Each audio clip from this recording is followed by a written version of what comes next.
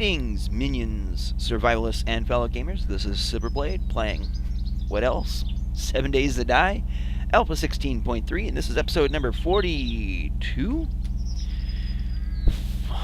It's almost fall, guys. One more day. So, anyways, last episode we got some concrete going, and we're going to upgrade those.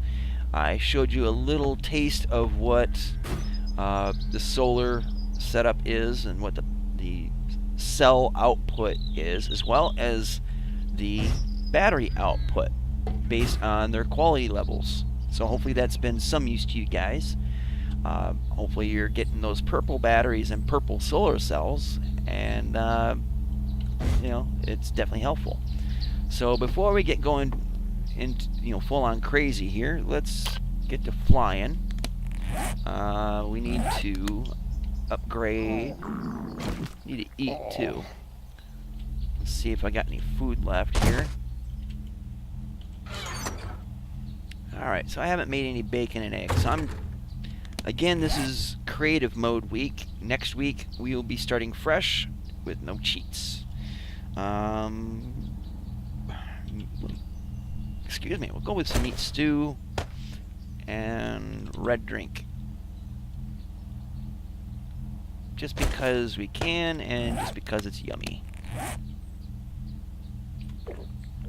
So this week I'm building the base, finishing it off, and then using creative mode to do it, which again, I'm not thrilled at the idea of cheating stuff into the game, but I want to get the base built. We'll see what we could do about the Day 14 Horde. And then next week's episodes, I will be starting from scratch, starting all over again. Actually, might as well put these in here. And no cheats, no nothing. It'll be a brand new game, and hopefully things will work out good. And I'm a tip-bit nipply. All right, so we're still in God mode. Let's upgrade a base. And going real slow for some reason. And then it launches me.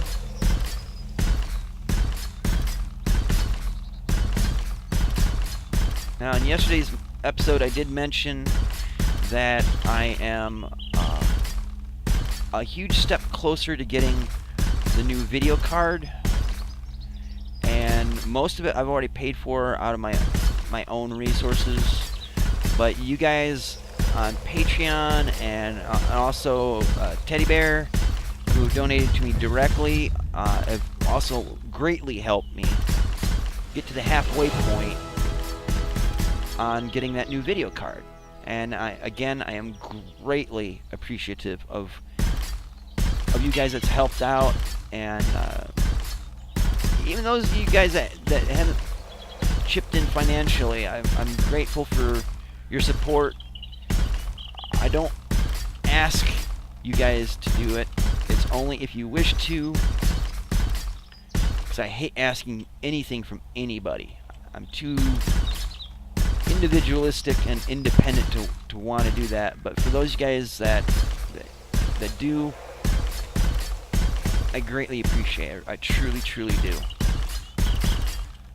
It helps me get my goals achieved, and hopefully it improves the quality of my videos, so that you guys are getting the best possible out of me in terms of quality visually. And definitely looking forward to having things really rocking and rolling.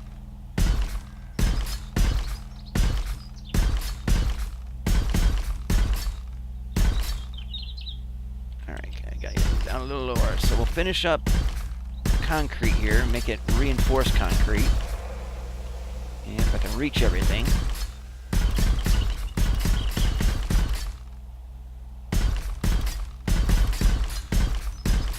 And then we'll get back to working on the electrical system, which is I actually got working on Midnight Designer's Patreon server, and it worked good. But there could be some tweaks to it. And being that we're in creative mode, and I'm not in creative mode usually during the rest of my season, you know, my recordings, I don't use creative mode on anything. And I'm not on creative mode in Midnight Designer's Patreon server. This gives me a chance to finish it out, find any flaws, and then when we restart, I can build knowing exactly what it takes to get it together and make it 100% effective.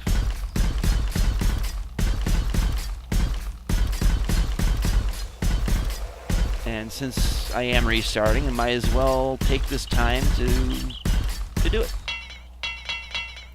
Already out of concrete, wouldn't you know? No, it's concrete mix.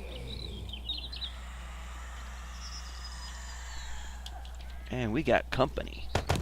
Now that's another thing is, even though I am cheating in materials for building, I am not cheating in weapons. I'm not cheating in skills or anything else. So combating zombies will be just as it's been since the start of the season.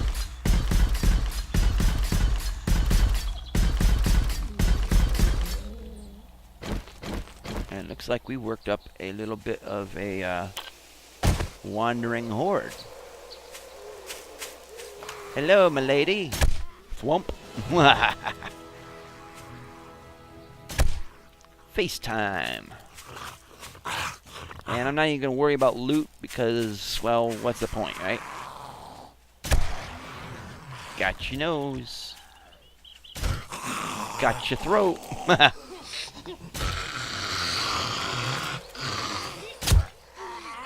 I'm mowing these suckers down like a boss now. And you know what has really helped? Oh, that was my first real miss, actually. What's really helped out is the fact that I have a piece of cardboard rednecked to my light overhead. His floaty head. It's rednecked to the light, so it shields my eyes a little bit, so I don't get the twitchy eye. But because the fluorescent lights do it to me. But also I could see things a little bit better. And it's still providing enough light to cover the green screen so that I blend in better. So, all the way around, good stuff. Alright, so now back to work. I'm sure there's another zombie around here. Hey. Hi, folks.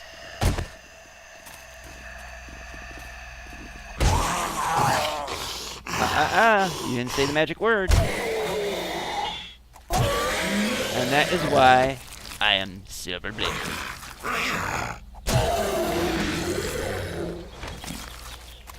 I cut you, fool. I cut you.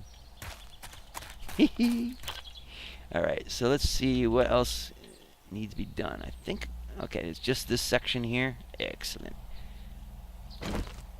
Alright, so hover down. Clicky, clicky.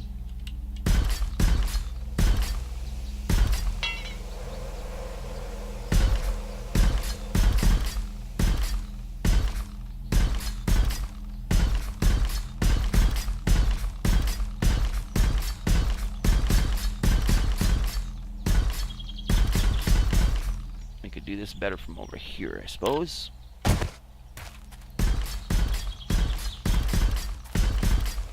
But yeah, having the cardboard up there to block the light a little bit, and it's just a little bit, it's not complete. It does seem to help with seeing the crosshair, but I have yet to tweak the UI settings to make the crosshair stand out, which I really ought to be doing. But I'm not worried about it right now. Alright, so we got, now let me clear the bodies. Let's get Grizzly. Not worried about the loot because, well, we're just building the base, and that's all we're going to do until we restart. So, last episode, as I was saying earlier, you know, this side here has got almost the best solar panels in it, 174 watts output. This one's got a mix. This is 133 watts, which is a major major issue. And somehow got meat on me. Yeah.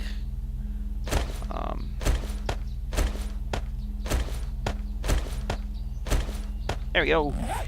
So obviously you want the best batteries you can get, best solar cells that you can get.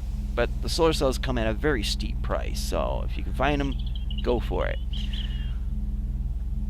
So as you can see, we got 282 watt output from 542 quality batteries, which is about as good as I can get without nitpicking for 600s, which I don't think I would get randomly going through the cheat menu. And this is just an assortment of each type of quality level of battery, and it only puts out 222. So 222 versus 282. And then these batteries here are 452s or 542s. And there you have it. Alright, so now what we need is put the nail gun up here for now. Gonna need electric. 500's a lot. We don't need them all. We're also going to need a switch, or a bunch of switches rather. So we got switches that gonna need motion sensor. I can't remember if it's siren or horn. Speaker, maybe that's what it is. Yeah, speaker and light.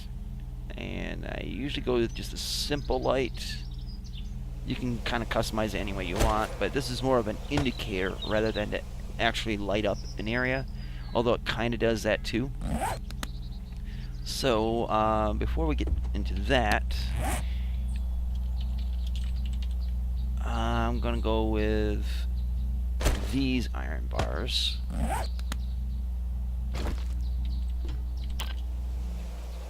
And these are the ones that are not centered. So it just spins around that way. We need to hold down R.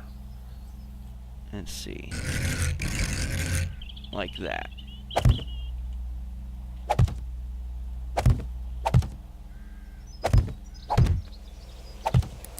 Yeah, it makes it a little easier to see, doesn't it?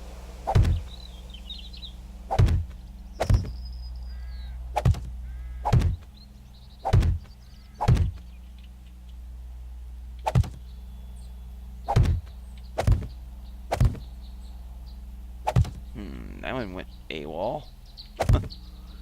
Okay.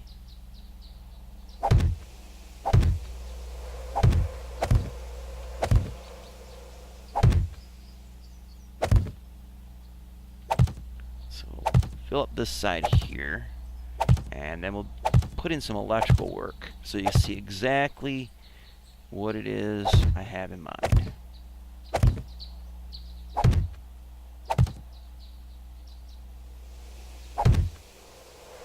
Alright, let's see. I need... Oops. So, rebar frames.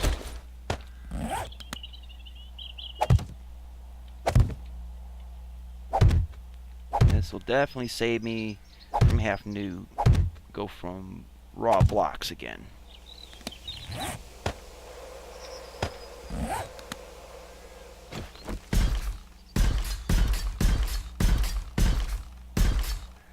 Might as well do that across here while we're at it.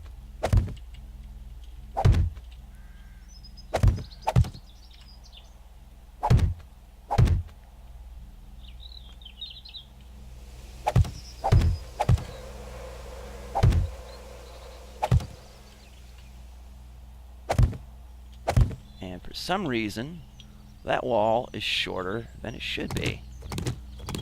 That is... Oops. Whoopsies. Okay, so apparently the zombies tore out part of the wall. Must have been Pink Floyd fans. Yeah, I know. Bad silver. Bad joke. Actually, I thought it was pretty cool, so... Yeah.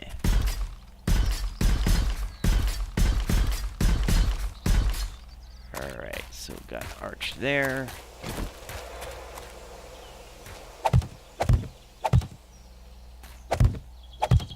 And of course this does line up, which is good. And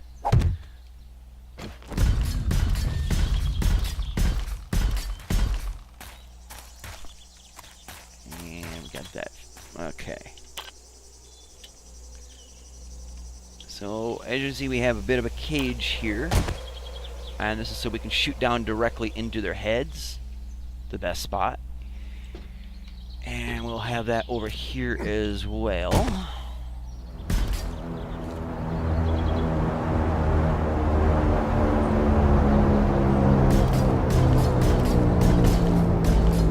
I'm more than tempted to go after that airdrop, but considering the terrain is all wonky, and I'm not gonna need what's in it anyway, I'm not gonna worry about it. I hate letting it go by, but gonna have to. Alright, so bars go straight outwards. And let's see, R, hold it down, advance.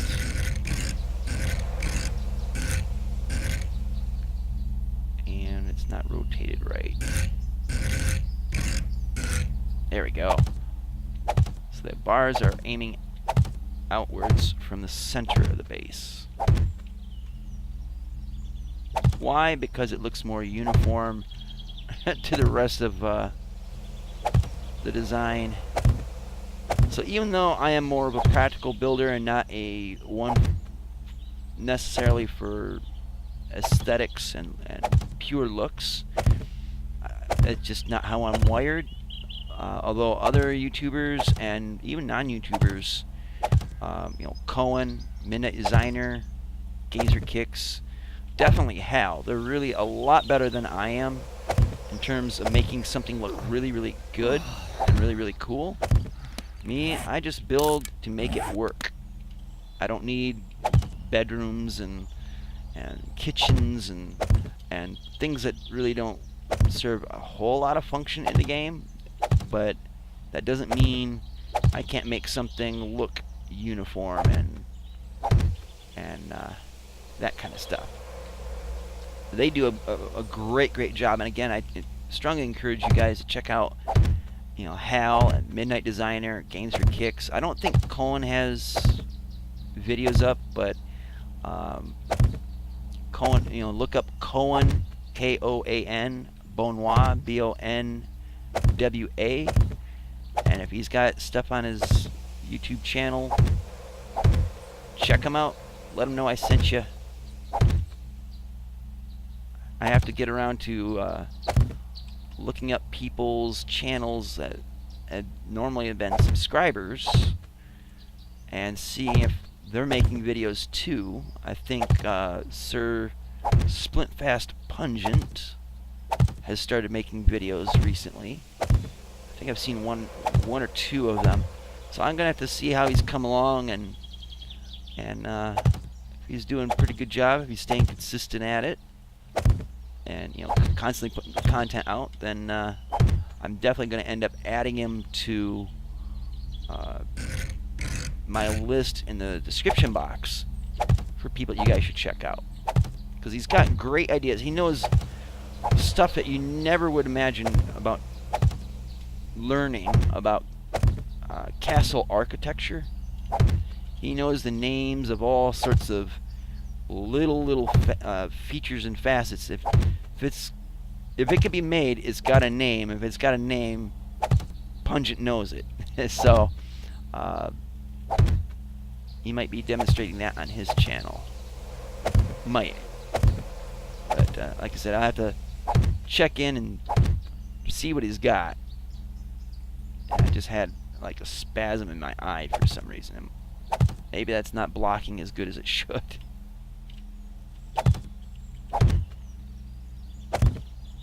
That, and it helps to blink every now and then. Yeah, I found that out the other day.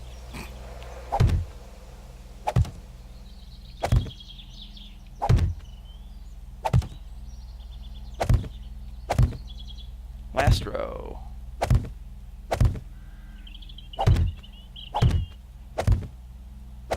And there we have it. So look from above, should normally not be able to see. He is looking good. He's looking very good. Now, concrete's mostly dry, which is good. Alright, so we'll get rid of this. We'll put... I'll move this stuff aside, because we're not going to need these. Get a motion, get a motion sensor up. So this, if I can get up in here,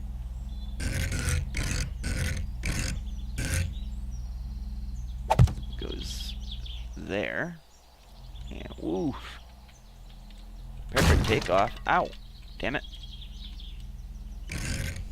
That goes there.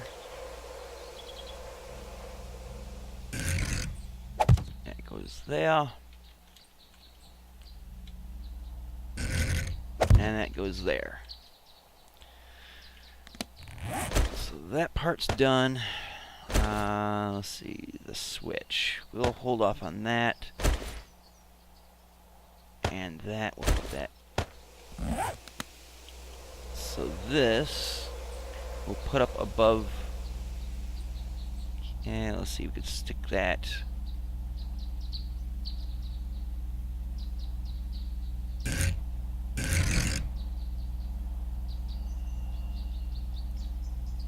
Siren on that side of the door.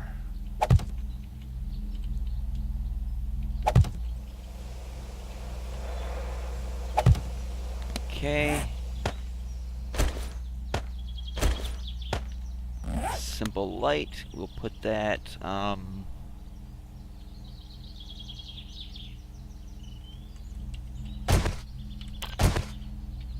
what I would do is I would put it above each door, like so.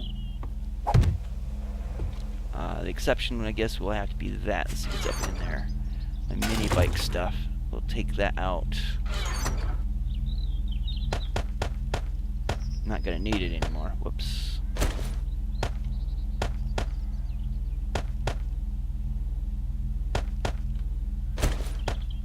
Okay, so that's going to go there. We're going to hack this off the wall, make sure it's empty.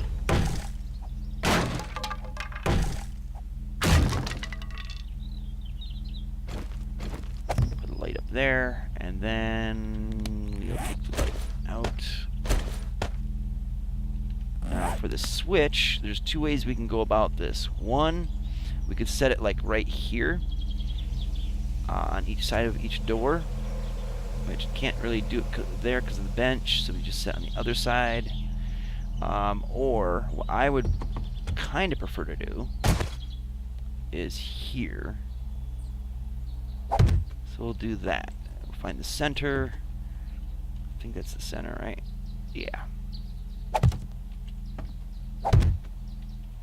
Now, a thing to note about switches.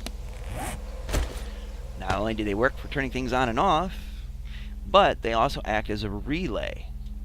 A relay that does not consume electricity. Usually relays, like electric timer relays or wire relays, they will use up 5 watts of power just sitting there. Very inefficient. Switches, on the other hand, don't use power. And they still do the same thing as a relay.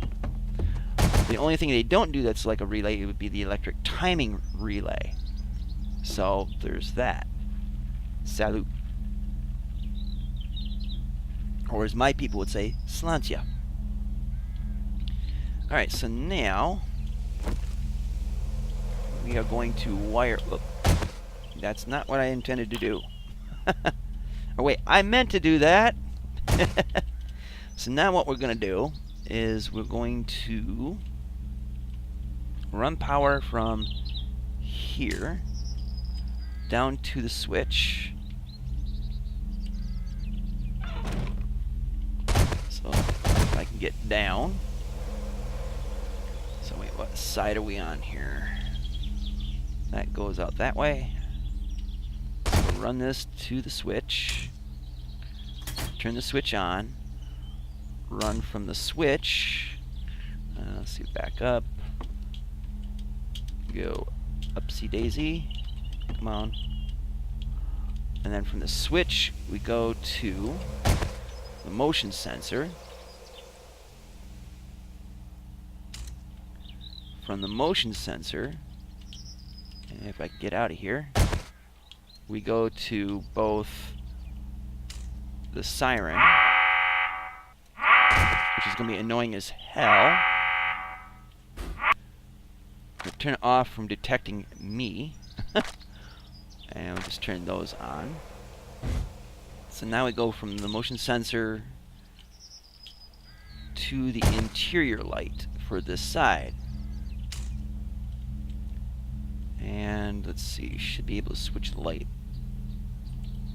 on and off. Okay. So now to test this,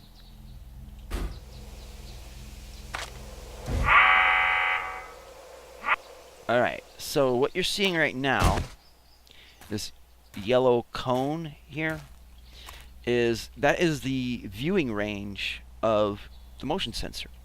So if we sneak in here, you notice the camera looks straight at me. And if you look upstairs, you'll see the light is on. So that means it's working.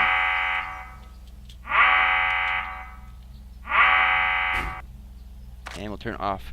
Now the features here is you can have it target zombies, strangers, or allies. So if any of those come in the field of vision of that camera, it'll trigger it. Now you can set it so that it's triggered as it's seeing it, and then as soon as it's out of sight, it turns off. You can set a 1 second so it stays going even after someone's left for 1 second, 2 seconds. I think you can go up to always to an hour, 30 minutes, 10 minutes. There's basically, after it's triggered, it'll stay on for that period of time, then turn off. I usually like to have it go for triggered or maybe 5 seconds after it's triggered. You can have it turn on as soon as it sees somebody or a slight delay after it sees somebody. You can also select the field of vision. Now you can aim up like that, and I think it goes through the bars. I'm not sure. But you can also aim it down like this and then hit E. And as you can see, the field of vision is down below here. So I can be out here and it's not going to trigger it. Let's see if I can reset that a little bit.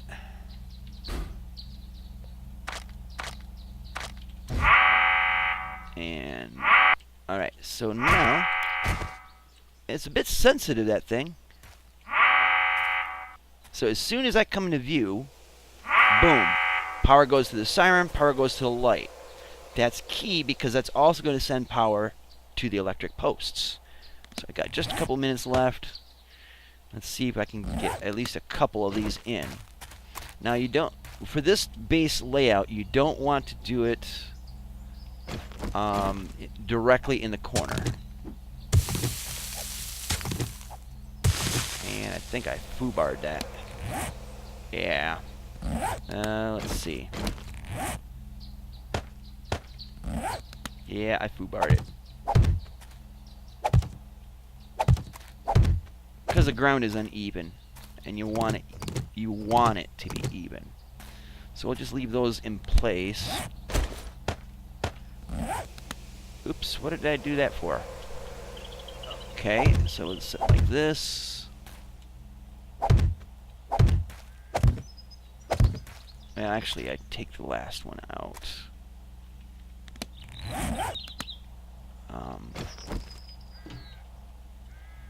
Apparently I can't pick these up. You can actually, if you hold down E, you should be able to pick these up. But apparently it doesn't work. But yeah, you don't want to put one directly in the corner. So I usually go one out from the corner. And then we would go from the motion sensor we'll turn that off for the moment. Go from here through the wall to there. From there, we would come over here. I'm going to have to set up here.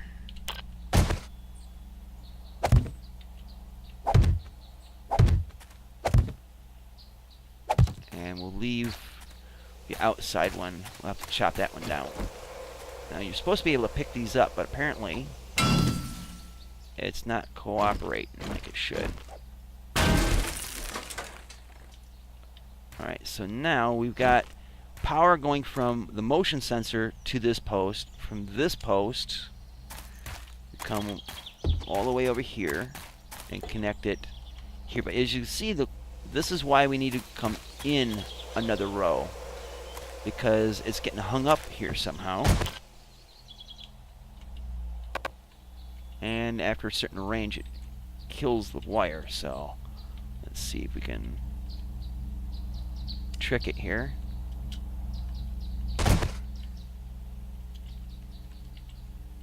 And where is it? There we go. So as you can see, it's got this blue pulsing line here. That means that line is active. If a zombie comes into here, the motion sensor will detect the zombie. It'll send power to the electric post, and as it goes through here, God help me, the things I do for my viewers, right? Now, if I step in here, should get electrocuted.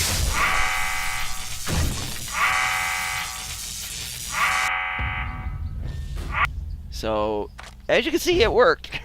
I also had help from the spikety spikes. So, we're a little bit over, but screw it. We're going to connect from here back over to here. And we have to do this from the top down, apparently. So we'll do this, come across, come back down, connect it. Come on, get down. Gotta get down and get back up again. Come on. There we go. So now that row is charged. From there to there, up above it, from here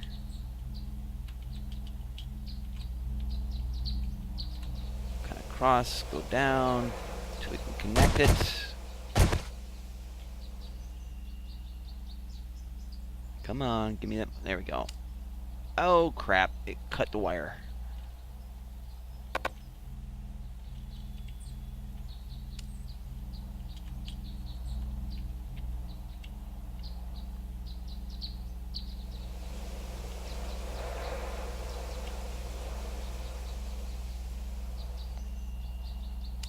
Oh, see, that's part of the reason why you have to have the walls in a little bit, because we're right at the very outer edge of the reach for it. So let's see if I can do this. Come on, you. Get in there. No.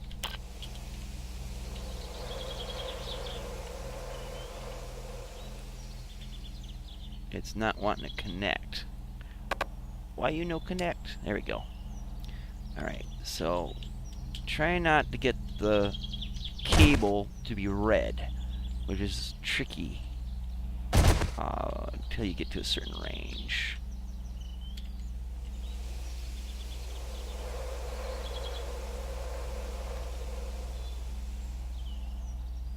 Come on, really? There we go. There we go. See, it's a bit tricky, but it can be done at this range.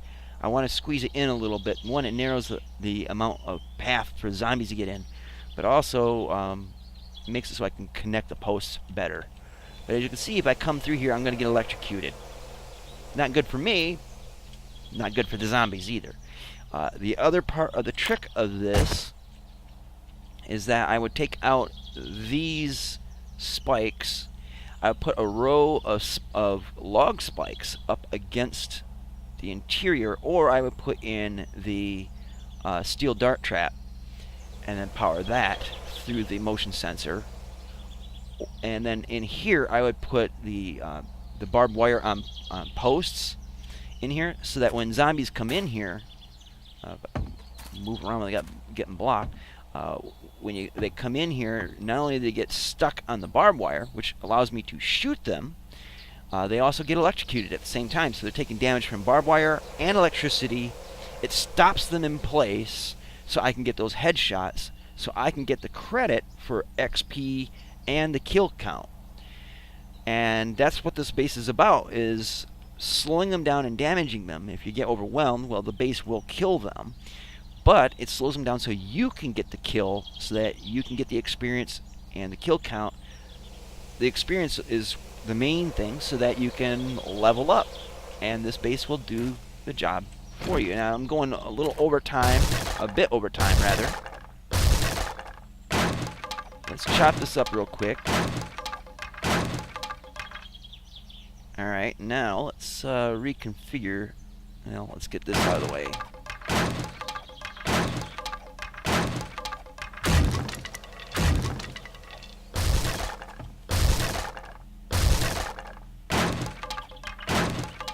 Alright, so I can reach that now. This is not going to feel good.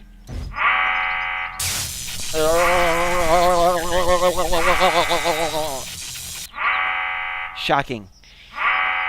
So as you can see, it gives me a warning of when zombies are on this side or that side or the other sides. Inside the base, it'll give me a light indicator that tells me what side the zombies are on, as well as the audible, and then it electrocutes them. And also, when you look at power usage, if I can actually get up there. I know this episode's going long. I don't want it to go too long. But, dagnabbit. There we go. Also, the reason why I put it on a motion sensor is that when there's nothing being used, like right now, this is measuring 5 watts of power use. And this one's measuring no power use. Is this one on even? I think it is. Usually it's only on a load of 20 watts. And that is because of the motion sensor. There's 4 of them, 5 watts each, 20 watts. So constant 20 watts being used, the solar panels can keep up with it and charge the batteries. When something goes through there, I think it bumps up to like 180 watts, something like that, for one side being activated. If 2 sides, then you double it. And this way you have power for the solar panels to charge the batteries during the day. At night, there's more than enough battery power there to power the system without shutting down, and you're still able to have the light and the electrical zapping and the siren. So it's a self-sustaining closed system, and it works. So that's just a taste of how that works, and we're going to complete it. But we've already seen that there is a little bit of a pain in the ass to it. I think one thing I do want to do is I don't want these wires exposed like this, so I might have to move the light to the side, and that wire goes down to the switch, so I might put the switch here and the light above over here. Anyway, we'll talk about that next episode. We're at 40 minutes. So anyways, guys, thank you so much for watching. I do hope you enjoyed it. I hope that there's something valuable that you may have learned from this. Do check out the links in the description box below. There's my Patreon. There's my VidMe. I need 50 followers in order to be able to start putting all of my videos from YouTube on there. It'll be all my episodes of 7 Days to Die starting with this season onward. All my older episodes that aren't monetized, because I am demonetized for this month so far. All the new videos will be put on VidMe and YouTube simultaneously. If something happens where YouTube is something I don't want to be on anymore, I will be putting videos on VidMe.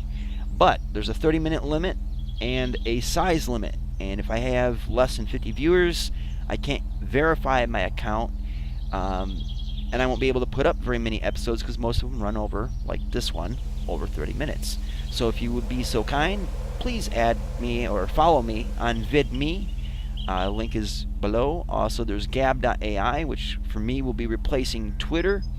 And I'll have explicitly nothing but gaming commentary on there, whereas Twitter I've kind of gotten into politics a little bit where I probably shouldn't have. But anywho, you can follow me on those. Also, there's links to other YouTubers that deserve your eyeballs more than I do, so check them out.